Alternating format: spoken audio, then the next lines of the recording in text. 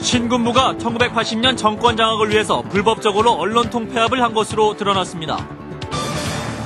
신군부는 CBS의 비판 보도를 문제 삼아 보도와 광고 기능을 강제로 박탈했고 CBS는 수천억 원대의 재산상 피해를 입었습니다. 내 집 앞 눈을 치우지 않을 경우 앞으로는 100만 원의 과태료가 부과될 수 있습니다. 조두순 사건의 피해자 나영이의 신체 복원 수술이 성공적으로 끝났습니다. 이상 이 시간 주요 뉴스입니다.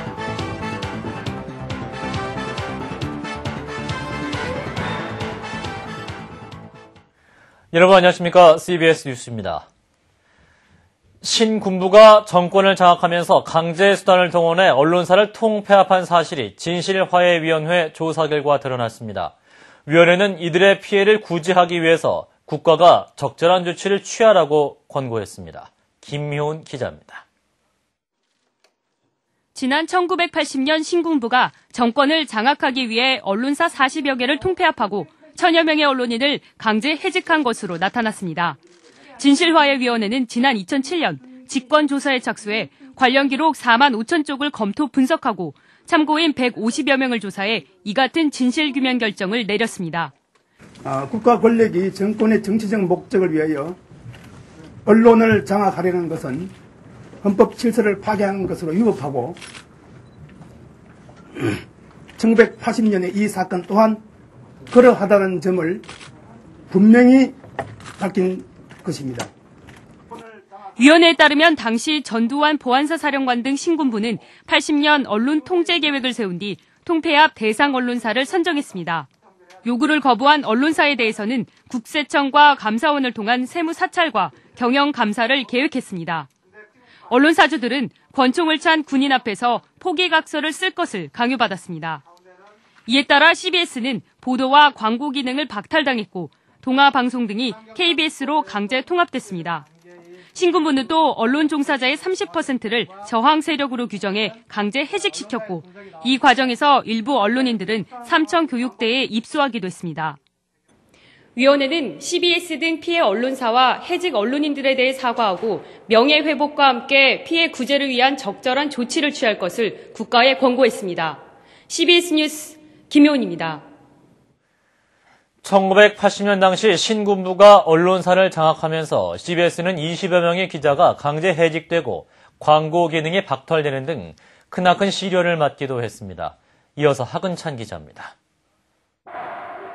광주 민주화운동을 무력으로 진압한 신군부는 곧바로 언론 통폐합 등 구체적인 언론 통제 작업을 진행했습니다. CBS 등 국민의 편에 서서 민주화를 요구하며 신군부의 비판적인 언론에 재갈을 물리겠다는 것이었습니다. 1980년 11월 25일 낮 11시 30분, CBS는 마지막 방송을 해야 했습니다. 이 모든 보도 기능이 오늘로 종결되고 역사적인 마침표를 찍으면서 기독교 방송 CBS 보도가 우리나라 방송 언론사의 한 페이지를 차지할 것으로 믿습니다. 보도와 광고 기능도 박탈됐습니다. 또 신군부의 비판적인 20여 명의 기자가 언론 정화의 명분으로 해직되고 160여 명의 직원이 다른 직장으로 이직해야 했습니다. 이 같은 조치는 1954년 국내 최초의 민간방송으로 발걸음을 내디딘 이래 4.19 혁명과 유신 독재 체제를 지나면서 늘 자유와 인권, 민주주의 편에 서고자 노력했던 CBS에 상처와 굴욕감을 남겼습니다. 기자가 얼마나 바쁩니까? 새벽에 나가고 밤늦게 들어왔는데 며칠 동안 안 나가고 집에 댕구니까 아빠 왜 회사 안 나가? 그러더라고. 어떠셨어요? 그러니까 엄마가 데리고 나가대. 그러나 CBS는 이러한 고난과 시련, 숱한 역경 속에서도 87년과 89년 잇따라 보도, 광고 기능을 회복하고 현재는 국내에서 가장 다양한 매체를 보유하고 있는 종합 언론사로 또 한 번의 도약을 준비하고 있습니다. CBS 뉴스 하근찬입니다. CBS가 종교방송의 굴레를 벗고 우리나라 최초의 민간 종합방송으로서의 위상을 회복할 수 있는 길이 30년 만에 다시 열렸습니다. 정치부 최승진 기자입니다. 신군부의 언론 통폐합으로 보도와 광고 기능을 박탈당한 CBS가 30년 만에 종합방송사로서의 위상을 회복할 수 있게 됐습니다. 대통령 직속기관인 진실화해위가 신군부가 정권 장악을 위해 CBS에 대해 종교방송의 굴레를 더 씌운 사실을 공식 인정했기 때문입니다. CBS는 신군부가 언론 통폐합을 단행하기 이전만 해도 시사 뉴스를 포함한 방송 사항 전반을 내용으로 하는 종합 편성 방송을 해왔습니다. 하지만 CBS는 80년 신군부에게 탄압에 표지게 됐으며 결국 보도와 광고 기능을 빼앗기고 언론사로서의 기능마저 위태롭게 됐습니다. 그런 점에서 진실화해위의 이번 결정은 우리나라 최초의 민간 종합 방송으로서의 CBS의 법적, 제도적 위상을 회복시킬 수 있는 근거를 마련했다는 평가입니다. 진실화해위가 국가는 피해를 구제하기 위한 적절한 조치를 취할 필요가 있다며 사실상 CBS 등에 대한 구제를 공고한 점도 주목됩니다. 신군부의 포괄적 조치 이후 생존의 위협까지 받은 CBS로서는 피해 보전의 발판을 마련할 수 있기 때문입니다. 진상이 밝혀진 만큼 종합방송사로서의 즉각적인 원상회복 조치와 함께 뉴스와 광고 중단에 따른 피해 보상도 반드시 이루어질 것으로 기대합니다. CBS는 특히 신군부의 불법적인 언론 통폐합 조치로 미래의 발전 기회까지 담보로 잡혀야만 했습니다. 우리나라 최초의 종합 민간 방송사로서 위상을 회복하게 된 CBS는 새로운 매체 환경에서 제2의 도약을 이룰 수 있는 계기를 마련했다는 평가를 받고 있습니다. CBS 뉴스 최승진입니다. 다음 소식입니다. 앞으로 자기 집 앞이나 점포 주변에 눈을 치우지 않으면 최대 100만 원의 과태료가 부과됩니다. 사회부 최승진 기자입니다. 겨울철 집 주변에 쌓인 눈을 치우지 않으면 처벌할 수 있는 제도가 마련됐습니다. 소방방재청은 오늘 자연재해 대책법 벌칙 조항을 개정해 지방자치단체 조례에 과태료 등을 부과할 수 있는 규정을 신설하기로 했다고 밝혔습니다. 과태료 기준은 최대 100만 원으로 정해졌습니다. 소방방재청은 상반기에 관련 기관과 지자체의 의견을 수렴해 구체적인 안을 만든 뒤 입법하기로 했습니다. 현행 자연재해 대책법에는 건축물 관리자에게 주변 도로 제설과 재빙 책임을 부여하고 있지만 행정상 처벌 규정은 없습니다. 소방방재청은 또 눈 치우기에 대한 자치단체장들의 책임과 의무를 강화하는 방향으로 자연재해 대책법을 정비하기로 했습니다. 지자체별로 대설, 대처 상황을 평가, 공표한 뒤 인센티브나 페널티를 주겠다는 것입니다. 또 도심지 공공기관과 대형 건축물의 주변 도로에는 제설 구역을 지정해 해당 기관장이나 건축물 관리자에게 책임을 부여하기로 했습니다. 그러나 이번 과태료 부과 방안에 대해서 일부에서는 주민들 간 분쟁이 발생할 수 있다고 우려를 나타냈습니다. 특히 맞벌이 부부나 노인만 거주하는 경우 제설 작업이 어렵다면서 현실을 무시한 대책이라고 비판했습니다. CBS 뉴스 최승진입니다. 김영호 국회의장은 세종시 수정 법안이 국회에 제출되면 충분히 토론하겠다면서 정부에 대해서도 거쳐야 할 모든 과정을 다 거치라고 주문했습니다. 한편 김영호 국회의장은 지난 연말에 성경을 읽으면서 홀로 의장석을 지킨 것으로 알려져 화제가 되고 있습니다. 안성용 기자입니다.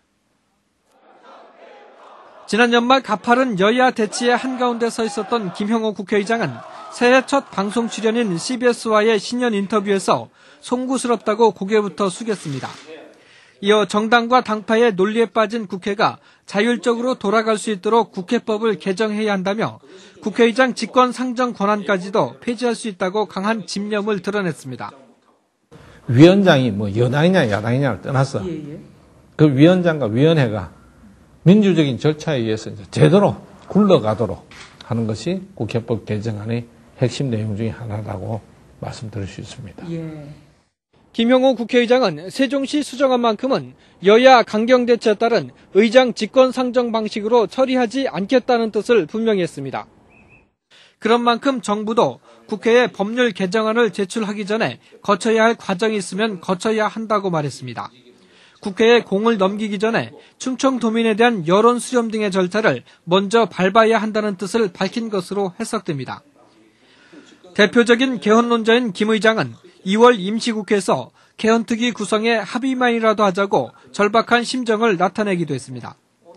한편 김영호 의장이 지난해 연말 예산안 처리가 불투명했던 일촉즉발의 상황에서 성경을 읽으며 의장석을 지킨 것으로 알려져 화제가 되고 있습니다.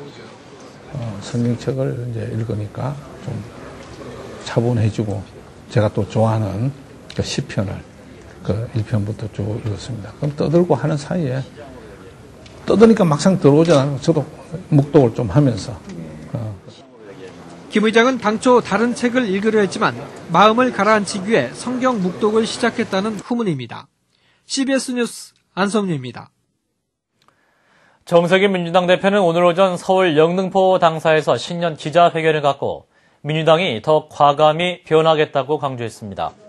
정세균 대표는 서민경제와 민주주의, 남북관계, 그리고 지방경제와 의회 정치까지 위기라고 지적하면서 5대 위기의 원인은 이명박 대통령에게 있다고 주장했습니다. 정 대표는 이어서 2010년은 국민 승리의 해가 돼야 한다며 민주당은 더 많은 변화와 더 좋은 정책, 더 강한 연대로 반드시 국민이 승리하는 2010년을 만들겠다고 말했습니다.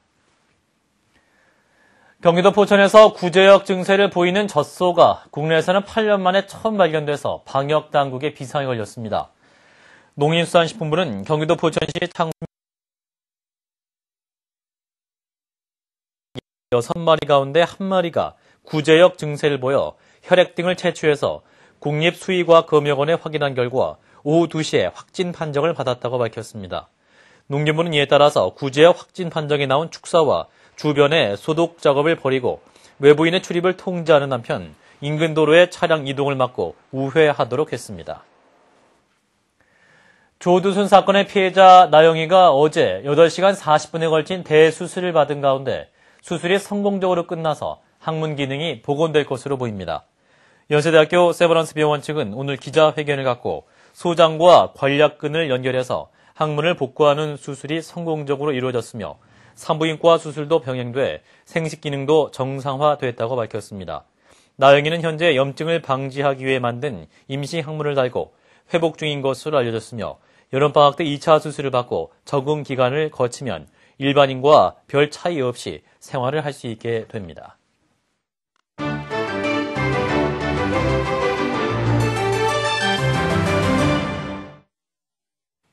국제고래보호단체에서 최근 일본의 불법 고래잡이를 막기 위해 에디길이라는 최첨단 고속정을 선보였는데요. 고래를 연상시키는 독특한 모양새와 레이더를 피하는 기능을 갖춰 주목을 받았던 이 함선이 남태평양 해상에서 일본 포경선과 충돌해 침몰했습니다. 충돌 당시 장면 화면으로 함께 보시죠. 에디길이 고래 포획을 막으려고 경보음을 울리며 일본 어선 쪽으로 다가갑니다. 하지만 포경선에서 쏘는 물대포를 맞고 충돌하고 마는데요. 앞부분과 한쪽 날개 부분이 부서져 결국 에디길은 침몰했습니다. We condemn any dangerous or violent activity that takes place in the southern oceans, and we call on all parties to exercise absolute restraint because safety at sea is the number one priority. 하지만 이 충돌 사고를 두고 일본 정부도 국제적 비난에 강력히 맞서고 있어 고래잡이 논란은 쉽게 가라앉지 않을 것으로 보입니다. 동방정교를 믿는 동유럽 국가들이 크리스마스를 맞았습니다. 카이사르가 만든 율리우스력을 쓰는 동방정교에서는 크리스마스가 1월 7일이라고 하는데요. 터키에서는 예수 그리스도의 세례를 기념하는 의식 중 하나로 차가운 물 속에서 십자가를 잡는 행사가 열렸습니다. 러시아 모스크바 대성당에서 열린 성탄 미사에는 메드베데프 대통령도 참석했고 세르비아에서는 크리스마스 장작을 지피며 성탄절을 기념했습니다. 미국 미주리주의 한 햄버거 가게. 흑인 여성이 물이 가득 찬 통을 계산대 점원에게 던집니다. 주변에 있는 물건도 잡히는 대로 마구 던지는데요. 그래도 분이 풀리지 않았는지 컴퓨터까지 밀쳐버립니다. 햄버거가 맛이 없다며 환불을 요구했는데 종업원이 다른 햄버거로 바꿔주겠다고 하자 난동을 부렸다고 합니다. 지금까지 김도란이었습니다.